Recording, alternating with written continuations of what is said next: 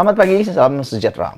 Ini satu keputusan pendedahan yang paling berani daripada Datuk Seri Anwar Ibrahim.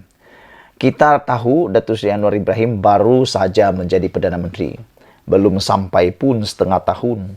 Belum sampai pun 100 hari menjadi Perdana Menteri. Tetapi beliau telah pun mendedahkan kecurangan dalam fail kementerian. Wow, ini memang hebat. Itulah tujuannya. Ramai orang persoalkan mengapa Anwar Ibrahim mengambil portfolio Kementerian Keuangan.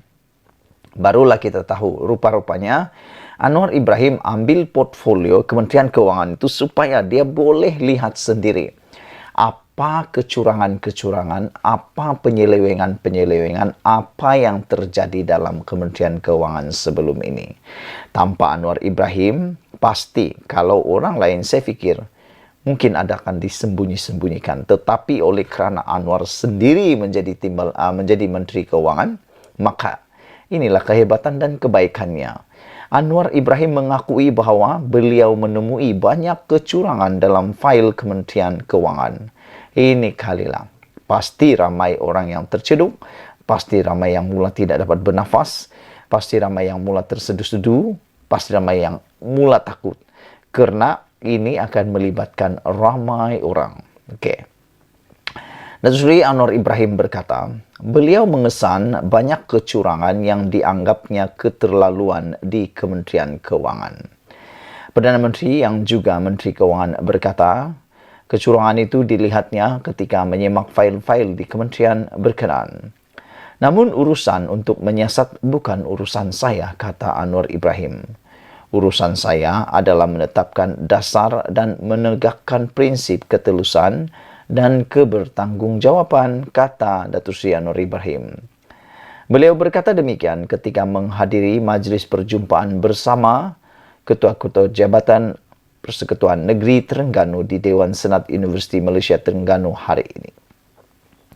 Anwar berkata perkara tersebut disentuh kerana beliau mahu pejabat awam memahami bahawa keterlanjuran tidak harus berterusan. Sebagai contoh, kata Datuk Seri Anwar Ibrahim, projek tebatan banjir adalah hal mendesak dan ia akan diluluskan tanpa tender bagi memudah dan menyegerakan projek tersebut kerana ia melibatkan keselamatan dan kepentingan rakyat, katanya. Selain itu, Anwar menjelaskan, budaya kesederhanaan yang dilakukannya ketika ini dimulakan dari pihak peringkat atasan kerana beliau menganggap adalah tidak adil untuk menyergah pejabat daerah atau negeri terlebih dahulu, tetapi di peringkat persekutuan budaya itu kekal bobrok. Anwar juga mengingatkan semua pegawai kanan dan ketua jabatan kerajaan persekutuan bahawa beliau adalah Perdana Menteri untuk semua negeri. Oleh itu, kata Anwar Ibrahim, layanan kepada setiap negeri adalah setara dan saksama. Saya hadir ke Terengganu tadi bukan untuk mencerca sesiapa, kata Datuk Seri Anwar Ibrahim, tetapi untuk berpakat demi kepentingan rakyat, katanya. InsyaAllah, saya akan ketemu kerajaan Terengganu setelah suhu politik dileraikan. Saya turut memberitahu perkara tersebut kepada Tuanku Sultan Terengganu dalam sesi menghadap pagi tadi, kata Datuk Seri Anwar Ibrahim. Beliau juga menyeru penjawat awam agar menerapkan prinsip accountability, demokrasi dalam mendirikan kebijakan yang baik untuk rakyat. Kata Anwar, kita sebagai pembuat dan pelaksana dasar tidak harus bersikap leka dan mesti buat sedaya upaya untuk memungkinkan perubahan, katanya lagi. Anwar berkata beliau amat berharap agar semua pihak dapat menghormati pilihan raya yang telah dibuat rakyat pada pilihan raya umum ke-15 dan menghentikan sentimen politik yang keterlaluan serta merosakkan. Saudara-saudara, akhirnya hari ini apa yang berlaku ialah Anwar Ibrahim ataupun ada cadangan diberikan untuk menubuhkan jawatan kuasa khas siasat kecurangan di Kementerian Keuangan. Wah, ini memang mengejutkan. Pasti ada orang yang mula tak boleh mampu makan, tak dapat tidur nyenyak, tak dapat minum dengan sedap. Sedap macam mana pun makanan itu, apabila ini berlaku, pasti tak boleh rasa sedap lagi. Betul. Kerana lepas Anwar Ibrahim mendedahkan ada kecurangan di dalam Kementerian Keuangan sebelum ini, akhirnya dinyatakan tubuh jawatan kuasa khas siasat kecurangan di Kementerian Keuangan. Siapa yang akan kena tangkap kali ini? Kita tunggu. Satu jawatan kuasa khas perlu ditubuhkan. Perdana Menteri bertujuan mengumpul dan mengkaji setiap kecurangan yang dianggap berlaku secara keterlaluan di Kementerian Keuangan sebelum SPRM masuk menyiasat. Nah, ini best.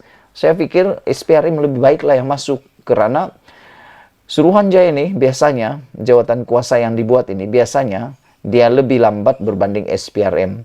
Jadi lebih baik SPRM supaya ianya lebih cekap dan tidak ada harapan untuk diubah-ubah. Takut kita nanti kalau bukan SPRM nanti banyak pula perubahan di saat akhir, kan?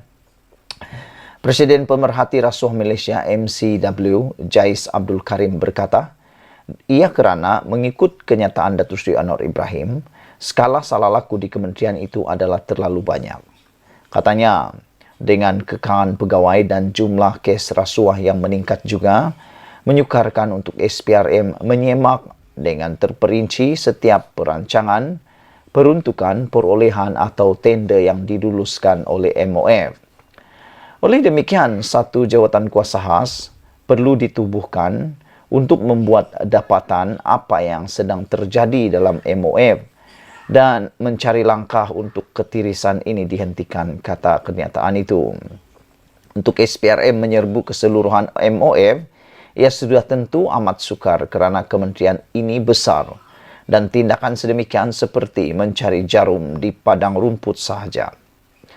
Tetapi sekiranya wujud jawatan kuasa khas itu, pegawai-pegawai kanan MOF sendiri boleh betulkan kesilapan yang sudah berlaku. Sekiranya tangkapan tidak dibuat pun, ia menutup ruang ketirisan yang berlaku, katanya. Semalam Anwar dilaporkan berkata beliau mengesan banyak kecurangan yang dianggapnya keterlaluan di Kementerian Keuangan. Perdana Menteri yang juga Menteri Keuangan berkata kecurangan itu dilihatnya ketika menyemak fail-fail di kementerian berkenaan. Namun urusan untuk menyiasat bukan urusan saya.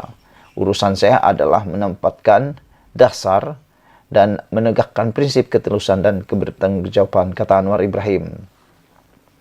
Mengulas lanjut, Jais berkata penjawat awam di MOF perlu mengambil peluang terhadap kenyataan Anwar dengan melaporkan salah laku yang diketahui oleh rakan sekerja mereka.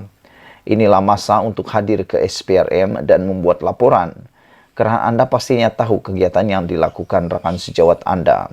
Tidak perlu risau kerana setiap daripada anda akan dilindungi mengikut akta pemberi maklumat. Katanya dalam kes itu SPRM sebenarnya sudah mengetahui apa yang sudah terjadi dan kemungkinan ada kes yang sudah dibuka kertas siasatan tetapi belum selesai untuk dihebohkan kepada masyarakat. SPRM mempunyai pegawai-pegawai mereka yang diletakkan di bahagian-bahagian integriti dan pastinya mereka itu melaporkan kepada SPRM untuk disiasat sekiranya mengesan kecurangan seperti yang didakwa oleh Perdana Menteri. Malah Jais berkata, rakyat Marhaen sendiri sudah mengetahui ketirisan yang terjadi dalam MOF terutamanya kumpulan kontraktor serta pembida tender kerajaan. Ia adalah rahsia umum yang diketahui oleh rakyat. Kerana kita sentiasa berurusan dengan pegawai kementerian itu terutamanya kepada mereka yang ingin masuk tender, perolehan maupun pembelian barangan. Masalah-masalah itu timbul ketika berurusan malah tidak hanya terjadi dalam MOF sahaja, tetapi kementerian-kementerian lain, katanya. Sementara itu, usaha Berita Harian menghubungi Ketua Pengarah SPRM Tan Sri Azam Baki bagi mengulas kenyataan Anwar masih belum berhasil. Sekian dulu untuk kali ini. Jangan lupa tinggalkan komen anda, tekan butang subscribe. Adakah dengan pendedahan Datuk Seri Anwar Ibrahim ini akan ada tangkapan besar-besaran oleh SPRM? Kita jumpa lagi. Bye-bye.